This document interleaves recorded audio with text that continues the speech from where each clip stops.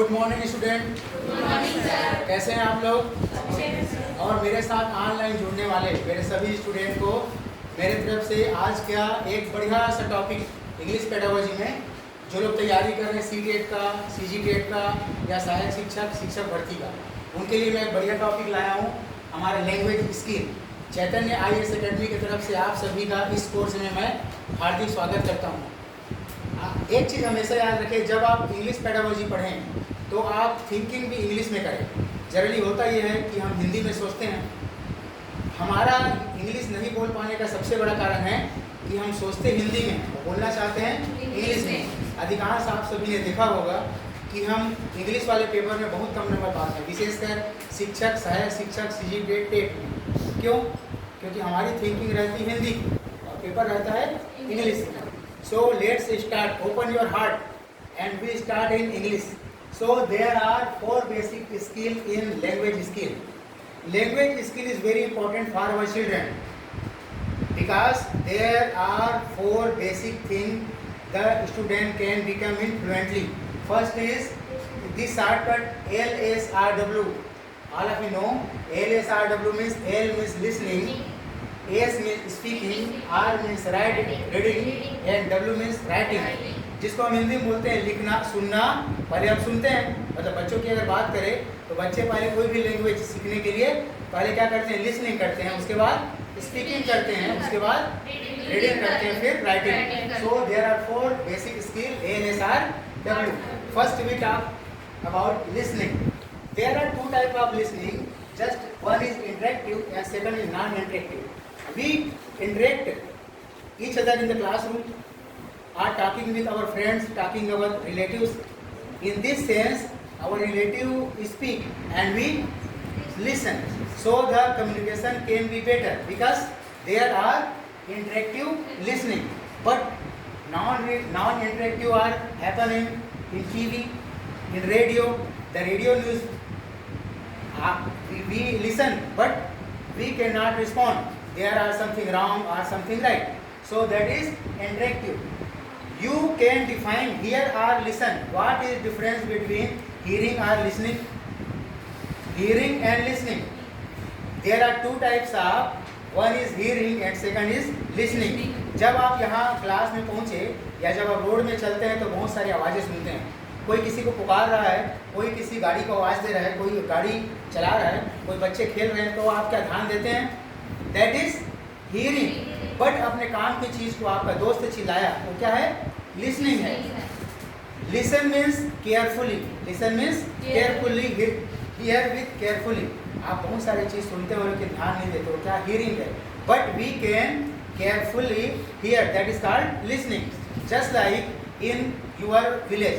आपके गांव में कोतवाल जब कोई चीज़ पुकारता है, हाका पारना, तो घर वाले क्या बोलते हैं? जा सुन के आ, तो क्या बोल रहे हैं?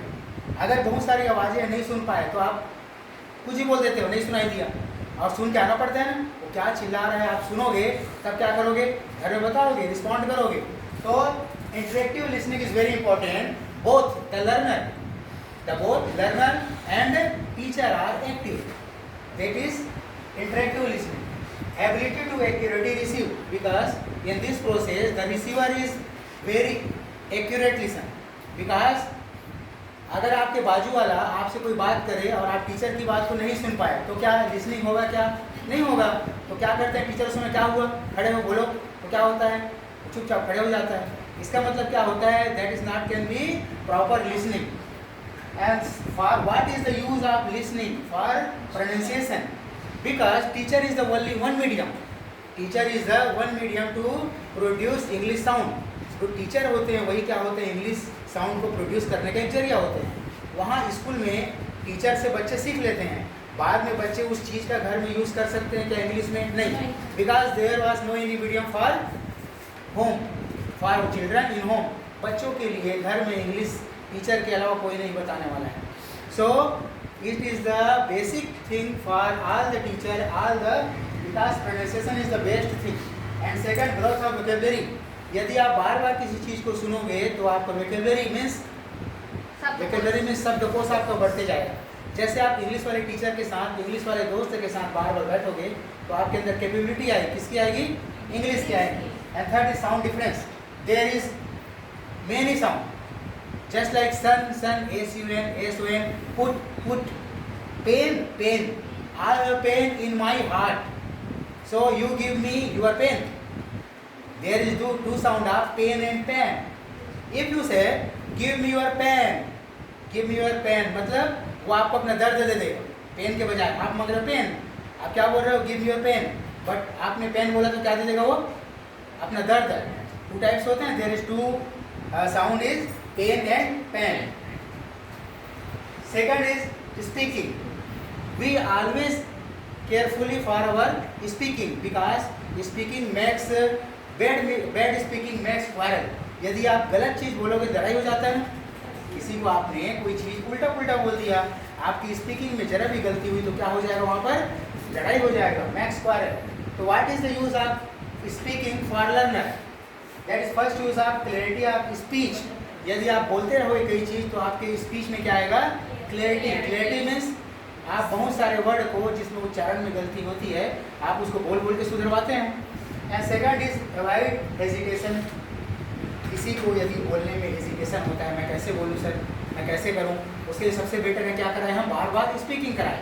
याद रखिए कोई भी चीज़, कोई भी लैंग्वेज सीखने का सबसे बेटर मीडियम क्या है, कम्युनिकेशन कराना, एक्टिव कराना.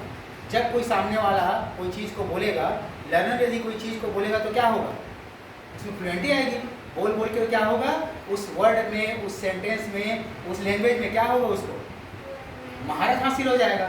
सो there is two main aspect of speaking, clarity of speech and avoid hesitation. And third also is fluently. आप स्पीकिंग कर करके किसी भी लैंग्वेज में फ्लुएंट हो सकते हो. And third you know reading. Reading after come listening and speaking. So reading use of permanent knowledge. If you have permanent knowledge of this language, Chinese, English, Hindi, Arabic, Sanskrit, so you can read fluently. But you can have any knowledge for this language. You can say something, not. You can say टूटी-फूटी भाषा में आप बोल सकते हो, but reading is very important for language. यदि उस language को आप अच्छे से जानते हो तो क्या करोगे आप, उस लैंग्वेज में आपको अच्छे से क्या हासिल हो जाएगा, पढ़ने में अच्छा हो जाएगा. And second there are two type of reading. First is loud and second is silent. अक्सर घर में जो बुजुर्ग होते हैं वो कैसे बोलते हैं पढ़ने के लिए, लाउड, जोर से पढ़ने के क्या फ़ायदे हैं, जो प्रोनाउंसिएशन है वो क्या होता है, सही होता है और हम सही उच्चारण करके सही पढ़ते हैं. There is loud reading and silent reading. But silent reading is very useful because it is use in understanding. यदि आपको कोई चीज़ समझ के पढ़ना है तो क्या जोर जोर से बोलोगे क्या, नहीं. आप पूरे मोहल्ले को सुना के पढ़ोगे क्या, नहीं. आप क्या करोगे, आप silent reading is better for understanding. यदि आपको समझ विकसित करना है तो क्या करेंगे आप साइलेंट करेंगे. लेकिन यदि आपको थोड़ा चीज़ पढ़ना है तो क्या करेंगे आप, लाउड करेंगे. यदि सामने में कोई पोस्टर लिखा हुआ है यहाँ गरम मसाला मिलता है तो आप जोर जोर से चिल्ला के नहीं बोलेंगे. यहाँ गरम मसाला मिलता है, आपको समझना है, आपको गरम मसाला लेने जाना है तो कहाँ मिलता है, 2-3 दुकानों में देखेंगे, वहाँ जहाँ लिखा है वहाँ से खरीद लेंगे. तो loud reading is better for short text, but silent reading is use for long text. And last but not least, writing. Writing is the last. Listening is the first basic skill and writing is the last. But आजकल आप देखते हैं हर जगह पहले क्या करवाते हैं, लिखाया जाता है. पहले लिखो.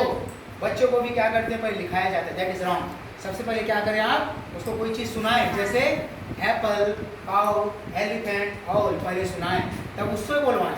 तब क्या करेगा, वो बुक में उस चीज़ को पढ़े, तब लास्ट में क्या करेगा, reading. Because reading is the very difficult process. आपको जिस लैंग्वेज नहीं मालूम उसको लिखने बोला जाएगा, लिख पाओगे. चाइनीज़ लिखने बोले पाएगा, लिख पाओगे आप, नहीं लिख पाएंगे. So writing is the last stage after 3 more skills, 3 basic skills. But writing is the main process because it can use it to express the thought. अपने thoughts को आप कैसे express करोगे, writing से. application, letter, formal letter, informal letter. application better medium. आप WhatsApp में लिखते हो ना, लिखते हो नहीं लिखते हो, because writing is the main process after this process. अगर आप लिखने में गलती करेंगे तो क्या होगा, सामने वाले को अंडरस्टैंडिंग करने में तकलीफ होगी. गलत लिखेंगे तो गलत पढ़ा जाएगा.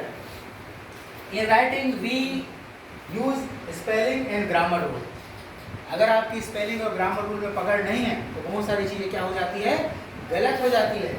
अब यहाँ पर हम देखेंगे पेपर में अक्सर जनरली आता है इससे respective skill and productive skill. याद रखेंगे ग्रहण योग्य स्किल हमारे पास क्या है, लिसनिंग एंड रीडिंग। याद रखेंगे, बच्चों को अक्सर कंफ्यूजन होता है, सभी को याद रखें। लिसनिंग और रीडिंग मतलब आप मेरी बात को सुनोगे, वो आप ग्रहण कर रहे हो। किसी चीज़ को आप देख के पढ़ रहे हो, कॉम्पिटिशन अकेडमी, चैतन्य IAS अकेडमी, ये सब क्या चीज़ है, ग्रहण करने योग्य है। सो आज से याद रखेंगे listening and reading is respective skill, but productive मतलब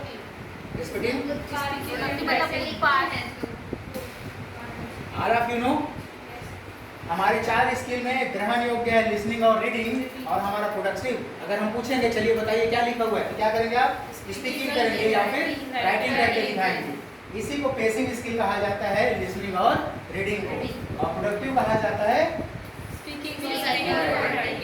सो हम इसके बारे में और चर्चा करेंगे अगले क्लास में। आज के लिए इतना ही, और जितने ऑनलाइन हैं वो हमारे चैनल को लाइक और सब्सक्राइब करें और कमेंट जरूर करें। सो आज के लिए इतना ही।